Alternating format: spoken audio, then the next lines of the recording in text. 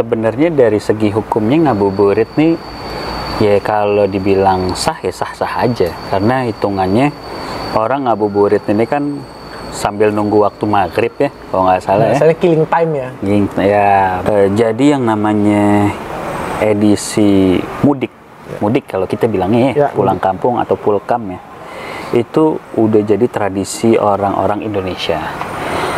Nah, mudik sendiri ini dia niatnya pasti tujuannya pulang kampung semata-mata pengen ke kampung halaman, ketemu saudara yang di kampung. Artinya niatnya bagus. Ya.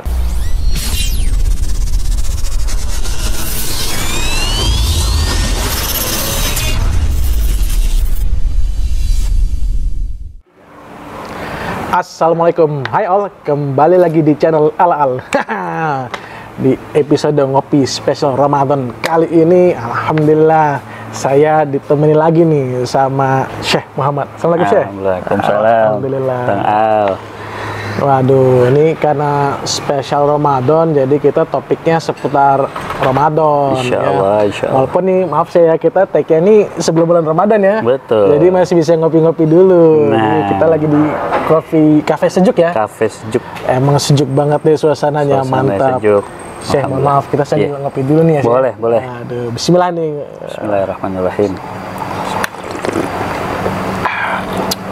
Mantap. Ini ice coffee hazelnut. Kalau Syekh tadi ini peppermint ya. Cafe latte. Wah, cafe latte mantap. Nah, hanya di cafe sejuk. Cafe sejuk. Oke. Oh, tanpa menunda lagi, Syekh. Mau tanya nih seputaran Ramadan nih. Siap, kan animo masyarakat di Indonesia ada varian-varian nih. Varian. Maaf, saya mau tanya Syekh. Pendapat Syekh mengenai ngabuburit, kebiasaan kita ngabuburit. Ngabuburit. Nah, ini nih. Pandangan Syekh bagaimana? Biasanya kan emang ngabuburit nih rame ya. Iya. Kalau pandangannya sebelumnya sahabat Al-Al yang dimanapun Anda berada, jangan lupa like dan subscribe dulu sebelum kita lanjutin tontonan ini, karena insya Allah di dalamnya ada banyak manfaat. Amin, insya Allah. Kasih saya. Ngabuburit nih, Bang Al, itu adalah tradisi di kita kayaknya. Ya. Karena di negara Anda pernah waktu di Yaman, di Saudi, itu ada ngabuburit tapi versinya mungkin beda. Oke. Kalau di kita ini ngabuburit biasanya jalan-jalan, keliling-keliling pakai motor, sambil beli makanan, dan lain-lain. Nah, sebenarnya dari segi hukumnya ngabuburit nih, ya kalau dibilang sah ya sah-sah aja. Karena hitungannya orang ngabuburit ini kan sambil nunggu waktu maghrib ya, kalau nggak salah ya. Misalnya killing time ya. Ya, betul. Sambil nunggu waktu maghrib, dia jalan dulu sama keluarganya, pakai motor misalkan atau mobil. Terus dia beli makanan, kue-kue. Biasanya tuh kalau orang puasa tuh kue apaan aja dibeli biasanya. Ya.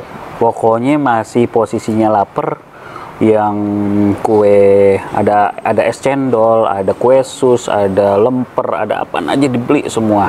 Begitu buka puasa sih belum tentu kemakan semua biasanya. Gangguin ya. Biasanya yang kemakan cuma 2-3 biji doang. Tapi dari segi ngabuburitnya ini sebenarnya boleh nggak? Boleh. Cuma jangan sampai kita ngabuburit ini malah ngabisin waktu sia-sia. Sedangkan kita disunahin sebelum maghrib itu perbanyak zikir, perbanyak doa sambil menunggu waktu maghrib. Makanya kalau dulu kita diajarin sama guru-guru kita, sama orang tua kita, sebelum maghrib itu biasanya kalau bulan puasa baca zikir kayak asyhadu an la ilaha illallah astaghfirullah nas'alukal jannata wa na'udzubika min sakhatika wan nar. Itu kita disuruh zikir yang seperti itu. Artinya kita minta ampun sama Allah, minta perlindungan dari Allah, minta dijauhin dari api neraka.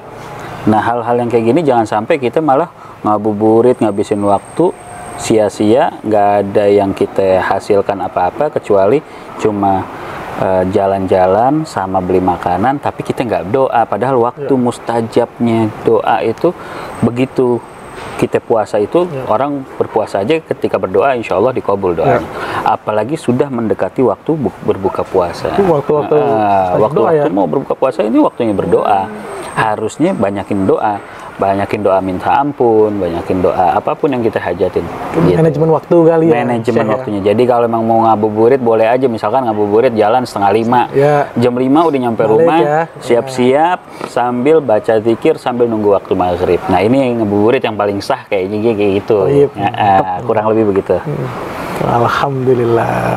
Alhamdulillah kita sudah mendengar penjelasan seputar ngabuburit versi Syekh Muhammad. Alhamdulillah. Kita mau tanya lagi nih.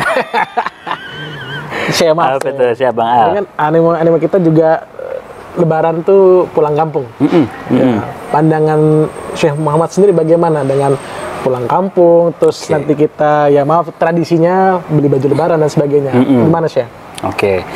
Baik, sahabat Al-Al dimanapun Anda berada, jadi yang namanya edisi mudik kalau kita bilangnya pulang kampung atau pulkam ya, itu udah jadi tradisi orang-orang Indonesia.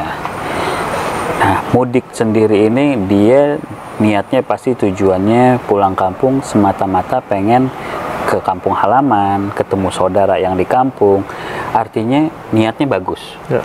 Tujuannya bagus, karena tujuannya silaturahim, pasti ya. Orang pengen pulang kampung tujuannya silaturahim dengan keluarganya. Nah, tapi jangan sampai kita salah kaprah. Artinya mudiknya tuh salah kaprah. Mudiknya gimana disebut salah kaprah? Biasanya kalau udah menjelang akhir Ramadan ini, biasanya nih orang tuh udah nggak mikirin lagi sholat taraweh berjamaah. Orang itu udah nggak terlalu fokus dengan puasanya. Dia lebih fokus ke area mudiknya, beli baju lebarannya, ya kan? Jadi masjid ini 10 hari pertama penuh. Benar ya, Bang Al ya? Kalau dibahas di masjid kan gitu ya? Iya, begitu makin lama makin banyak kemajuan. Maju safnya, jamaahnya ngilang, jamaahnya pindah ke mall. Nah, ini akhirnya yang rame malah mallnya, tapi masjidnya waktu sholat taraweh malah ngilang jamaah-jamaahnya. Ini fenomena kita, realita ya, bukan lagi ngomongin siapa-siapa, tapi emang ini kejadian di kita seperti itu kurang lebih. Maaf ya, mungkin kan pas mau mendekati Lebaran, biasanya kan THR pada turun tuh. Nah, kan belanja. Betul. Mungkin ya, euforianya dapat kan buat belanja-belanja pas THR turun, emang udah mendekati waktu mudik dan sebagainya. Apalagi misalkan mereka berlomba-lomba dari sekarang mungkin ya. Orang-orang udah pada nyari tiket buat mudik dan sebagainya. Tapi jangan sampai akhirnya yang harusnya fokusnya dengan puasa Ramadan ini, karena yang seperti kita bahas sebelumnya, Ramadan ini menggembleng kita untuk menjadi orang yang bertakwa. Kalau kita mau menjadi pribadi yang bertakwa, seharusnya jangan sampai kita melalaikan yang malah harusnya kita kerjakan. Intinya sholat taraweh harusnya kita kerjain. Ya walaupun emang nggak ada anjuran sholat taraweh itu harus selalu berjamaah di masjid, tapi jangan sampai kita ninggalin sholat tarawehnya. Tapi kalau bisa kita sholat taraweh di masjid kan lebih bagus. Kita meramaikan masjidnya, kita mendapatkan pahalanya yang lebih banyak dengan sholat berjamaah di masjid dan lain-lain. Nah, fenomena yang terjadi itu malah kita fokus beli bajunya, fokus ngerapihin rumahnya, fokus beli tiketnya. Kenapa kita nggak coba manajemen waktu beli bajunya itu pas lagi di waktu siang, jadi tidak mengganggu waktu salat taraweh dan yang lain-lain. Kurang lebihnya kayak gitu. Masih bisa bicara kali ya? Masih banyak caranya. Kenapa harus keluarnya sore-sore? Akhirnya begitu udah sore, kita tahu kan, orang kita kalau udah masuk mall tuh kuat 3 jam, 5 jam di dalam mall kuat. Tapi kalau di dalam masjid 1 jam aja gerah. Kesemutan ya? Kesemutan. Kakinya kesemutan, badannya udah kayak panas gitu ya. Padahal di dalam masjid loh. Ya. Kalau di dalam mall, mau 5 jam, mau 6 jam di dalam mall nggak berasa. Dan kuat-kuat aja, nggak ada kaki kesemutan, nggak ada kayaknya. Kurang lebih gitu Bang Al. Wah, alhamdulillah nih. Alhamdulillah. Maaf saya ini, saya belum ngopi lagi nih. Boleh. Bismillah. Bismillahirrahmanirrahim. Kita minum juga. Mantap.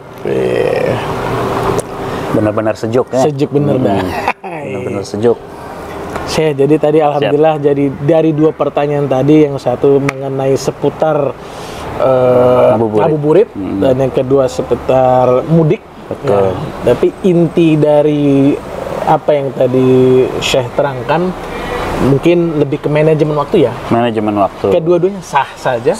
Boleh saja. Boleh saja. Yang penting jangan lupa inti dari semua itu adalah tetap mementingkan potensi ibadahnya. Potensi ibadahnya jangan sampai ketinggalan. Jangan sampai terlewatkan gitu. Waduh, alhamdulillah ini bermanfaat sekali ya buat kita ya. Ringan tapi mungkin kadang suka lalai gitu ya. Suka lalai. Gitu.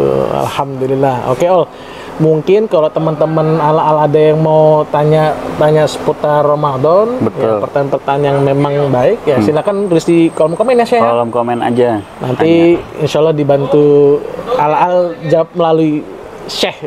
Betul, amin insya Allah. Jadi versinya Syekh Muhammad bukan versinya ala di sini ya. Gitu. Komennya di ala. Versinya ala pastinya gitu. Tidak ada kapasitas.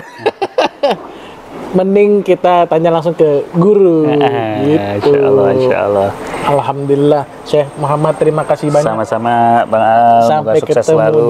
Alhamdulillah. Doanya sampai ketemu di sesi berikutnya. Oke, don't forget to like, share, and subscribe. Alhamdulillah. Jangan lupa ya ikutin terus Ala. Oke, give positive comment. Tetap semangat berpuasa di bulan Ramadan. Oke. See you all next time. Wassalamualaikum warahmatullahi wabarakatuh. Ciao. Ketidakempurnaan bisa menjadi sempurna jika dilihat lebih dalam. Itulah Ala. Ciao.